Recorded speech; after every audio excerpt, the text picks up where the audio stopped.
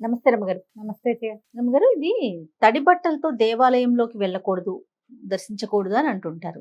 కానీ కొన్ని కొన్ని దేవాలయాలకి తడి బట్టలతోనే వెళ్ళాలన్న నియమం కూడా వింటూ ఉంటాం కదా! అసలు ఎందుకు వెళ్ళకూడదు? కొన్ని దేవాలయాలు ఎందుకు వెళ్ళాలి? దీనికి సంబంధించి ఏమన్నా మనకి సాంప్రదాయం కానీ, ఆచారాలు కానీ ఏమన్నా ఉన్నాయండి?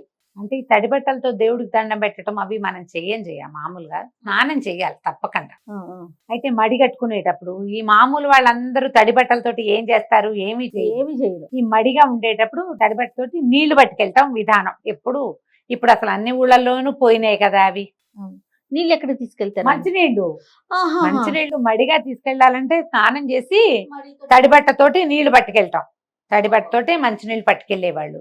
అది ఏనాడు నేను చూసే 30 సంవత్సరాలు దాటింది తెలుసా తడి బట్టలతో నీళ్లు పట్టుకొచ్చేది. అవి వంటకిను స్వామి దేవుడికి వాడుకునేవాడు వాడుకుంటారా? మడి వంటకి. మిగిలిన జనమందరికీ ఎందుకు ఈ మడి వ్యవహారం? అవసరం లేదు ఎవరికి అక్కర్లా కదా.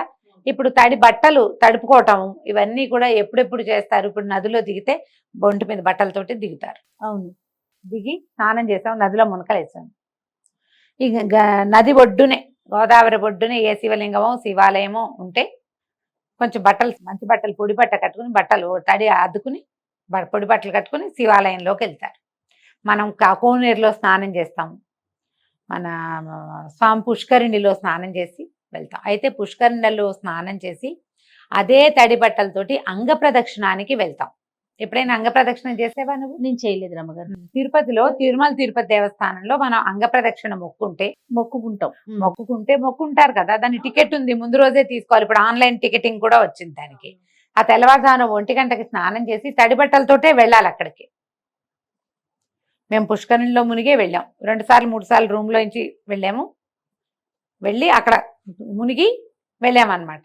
ఈ తడి బట్టలతో మనం ఇది లోపలికి వెళ్ళేసరికి 30 ఆరిపోతాయి బట్టలు. బోళ్ళంత నడకుంది కదా, వెయిటింగ్ ఉంది. తడి బట్టతోటి మనం అంగ ప్రదక్షిణం చేయాలన్నది సిద్ధాంతం.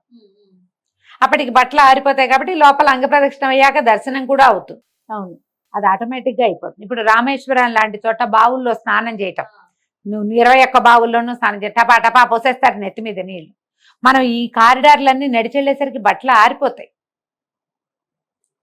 ఆ ఒక్క చోట ఆ ఏ బట్టలతో స్నానం చేసామో అదే బట్టలతోటి దర్శనానికి వెళ్ళాలి కాదు, వెళ్ళచ్చు.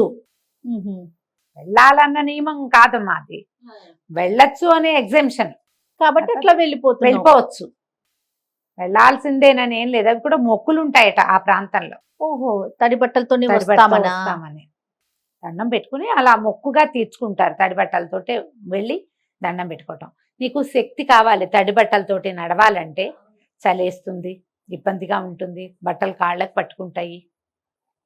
భక్తిపరత్వంతో కొంతమంది వెళ్తారు. అసలు ఈ సిద్ధాంతాల గురించి ఆలోచించకండి. ఎప్పుడు ఒళ్ళు ఆర్చుకోవాలి, తడి ఆర్చి మంచి బట్టలు వేసుకుని, చక్కటి బట్టతోటి ఉతికినది మాసింది పనికిరాదు. ఒకసారి వేసుకున్నది వేసుకోకూడదు. దేవాలయ దర్శనానికి స్ట్రిక్ట్ రూలు.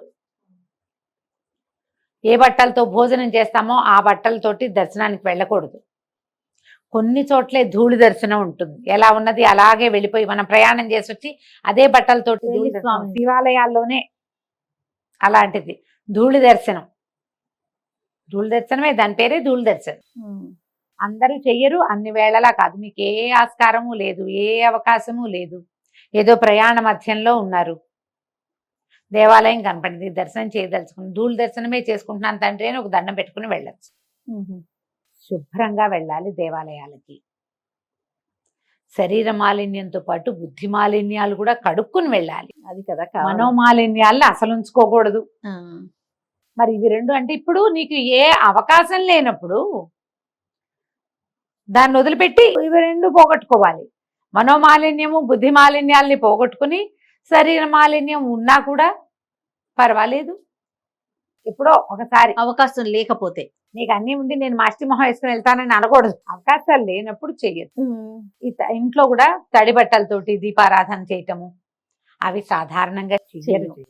తడి బట్టతోటి అంటే మేము ఇది వరకటి రోజుల్లో పొయ్యి వెలిగించుకునే రోజుల్లో పొయ్యి అవి వెలిగించటము, తర్వాత పొడి బట్ట కట్టుకుని మా పనులు చేసుకునేవాళ్ళు. నాకు తెలుసు మా అమ్మ తడి బట్టతో వంట మొదలు పెట్టడం.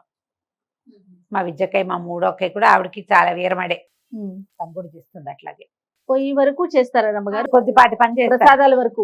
ఏదైనా మొదలు పెట్టడం వరకే ఈ తడి బట్టతోటి వంట అది ఎప్పుడు చేస్తారంటే తిథులు పెద్దవాళ్ళ తిథి ఉన్నప్పుడు తడి బట్టతోటి వంట చేయాలి. అస్సలు మైల పడకూడదు అసలు సిద్ధాంతాలమ్మా. లేదా పైన ఆరేసిన బట్టలు, ఇప్పుడు మడి బట్ట ఆరేసి ఉండాలి. ఏదైనా విడిగా ఆరేసి ఎవరు ముట్టుకోకుండా ఉన్న బట్ట గాని పట్టు బట్ట గాని ఉంటే అవి కట్టుకుంటారు. అవి లేవనుకో, అవి కుదరలేదనుకో, తడి బట్టతోటి. దేవతార్చన వంట అంతా తడి బట్టతోటి చేసేవాళ్ళు చాలా తక్కువ, అప్పుడే తక్కువ. ఇప్పుడు అసలు ఈ కాలంలో లేనే లేదు. ఆరేసిన బట్ట కట్టుకోవాలి, మడిగా ఆరేసుకున్నది పనికొస్తుంది. మడుగు ఇదంతా మడి వ్యవహారమేనమ్మా, సార్వజనీన వ్యవహారం కానే కాదు. ఎక్కడి నుంచో తెస్తారు ఇవి ఒక పాయింట్లు మన వాళ్ళు.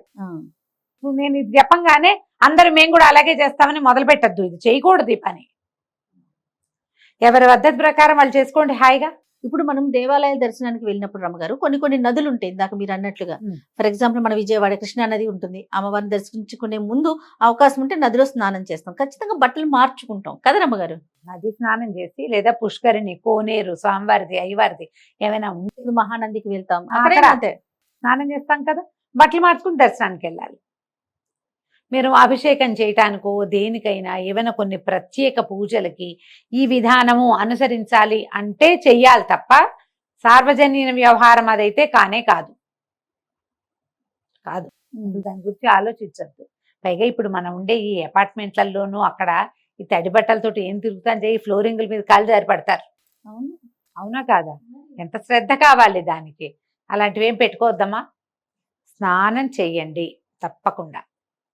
దేవాలయ దర్శనానికి స్నానం చేసి వెళ్ళాలి. గుళ్ళోకి వెళ్ళాలంటే నెత్తి మీద నీళ్ళు పోసుకోవాల్సిందే. ఇలాంటివి ఉంటాయి చాలా మందికి. వివాహితలైతే పుణ్యస్త్రీకి తలస్నాన నియమం లేదు. ఏ జాతిలోనూ లేదు. పసుపు రాసుకుని స్నానం చేయండి పొద్దునే. మీకు అవసరము తలంటి పోసుకొని 4 రోజులైంది తల మురిగ్గా ఉంది అనిపిస్తే తలంటి పోసుకోవాలి తప్ప తల రుద్దుకోవాలి కానీ, లేకపోతే అవసరం లేదమ్మా. పసుపు రాసుకుని స్నానం చేయండి. మొన్న అప్పుడెప్పుడో ఎక్కడో పార్టీకి వెళ్ళి కట్టుకుని కాసేపు కట్టుకున్నాం కదా అని మడత పెట్టి హ్యాంగర్ తగిలిచ్చిన చీర కట్టుకుని గుళ్ళోకి వెళ్ళకండి. వాటితో పూజ కూర్చోకండి. ఉతికింది లేదా కొత్తది ఉతకని బట్టని కట్టుకోవద్దు. కట్టి విడిచిన దాన్ని కట్టుకోకూడదు. పూజకి పనికిరాదు, దేవాలయానికి పనికిరాదు. మీరు ఏ పెళ్లికో పేరంటానికో వెళ్తారు, ఏం పర్వాలేదు, ఏం కాదు. వీటికి మాత్రం పనికిరాదు. పీటల మీద కూర్చుంటాం, ఏదైనా పూజ చేసుకోవడానికి కూర్చుంటాం, మనమే సత్యనారాయణ వ్రతం చేసుకుంటాం, అప్పుడెప్పుడో కట్టి పెట్టిన చీర కట్టుకోవద్దు. భోజనం చేస్తే ఆ బట్టలు కట్టుకుని పనికిరాదు. కొంచెం బాత్రూమ్కి దానికి వెళ్తాం, అవి పనికిరావు. మీ మడి అంటే ఇందులో శుద్ధత చాలా ఇంపార్టెంట్. ఇది పెట్టుకోండి. అంతేగాని తడి బట్టలు కట్టుకుని వెళ్ళాలా, గుళ్ళోకి వెళ్ళి తీరాలా, వెళ్తే మంచిదా, వెళ్తే అదేదో వస్తుంది, ఏం లేవాలంతా. సో తలస్నాన నియమం కూడా పుణ్యస్త్రీకి లేదు. తిట్టద్దు మరి. మగవారు పిల్లల పరిస్థితి రమ్మగారు, వాళ్ళు చేయాలని అట్లా అసలు ఉండదమ్మా. పిల్లలకి అసలు ఏమీ లేదు. పిల్లలకి మగవారికి మగవారికి అయితే ఉంటుంది. ఇది ప్రతిసారి మనం ఈ ప్రశ్నలు రైజ్ చేసినప్పుడల్లా నాకే విసుగోని, ఎందుకు ఇవన్నీ చెప్తాం మనము అని మళ్ళీ చెప్పాల్సి వస్తుంది. మగవారికి స్నాన నియమం ఉంటుంది. తలస్నాన నియమం ఉంది. దర్శనం చేసుకునేటప్పుడు తలస్నానం చెయ్యాలి అనే నియమం అయితే ఉంది మనకి. స్త్రీలకు ఆ నియమం లేదు. ఎందుకంటే మీరు ప్రతిదానికి ఒక అమెండ్మెంట్ ఏదో ఉంటుంది. ఆడవాళ్ళకి తల ఆరదు జయ తొందరగా, మగవాళ్ళకి తల ఆరిపోతుంది. నువ్వు గమనించు. అవును, అందుకని పెట్టలేదండి. వీళ్ళకి జబ్బు చేస్తుందమ్మా, వీళ్ళు మూలపడతారు. పాయింట్ అర్థమవుతోందా? ఇదివరకు ఈ పుణ్యస్త్రీలో ఎందుకు చెప్తారంటే, పూర్వము తల ఉండేది కాదు, పుణ్యస్త్రీలు కాకపోతే తలలు ఉండేవి కాదు. నాకు ఆ క్వశ్చన్ రేజ్ అయింది మనసులో, ఇదేంటి పుణ్యస్త్రీలే తలస్నానం చెయ్యనక్కర్లేదు అంటున్నారు అనుకున్నాను. బట్ కానీ వీడియోలో అడగకూడదు అనుకున్నాను రమ్మగారు, ఎందుకు ఈ పాయింట్ చెప్పారని. దాంపత్య జీవితం ఉంటుంది కాబట్టి వీళ్ళకి అలాంటప్పుడు స్నానం చేస్తే గానీ పనికి రాదని పెచ్చలు చాలా ప్రబలినాయి. దాంట్లో అలాంటిది కనుక మీరు ప్రశ్నించేటట్లయితే, దాంపత్యం వల్ల మగవాళ్ళు తల స్నానం చేయాలి గుళ్ళోకి వెళ్ళాలంటే, ఆడవాళ్ళు తల స్నానం చేయక్కర్లేదు. వీళ్ళు పసుపు రాసుకుని స్నానం చేస్తే సరిపోతుంది. ఇదే పాయింట్. అంతే, వెరీ క్లియర్. థ్యాంక్ యూ రమ్మ గారు, నమస్తే.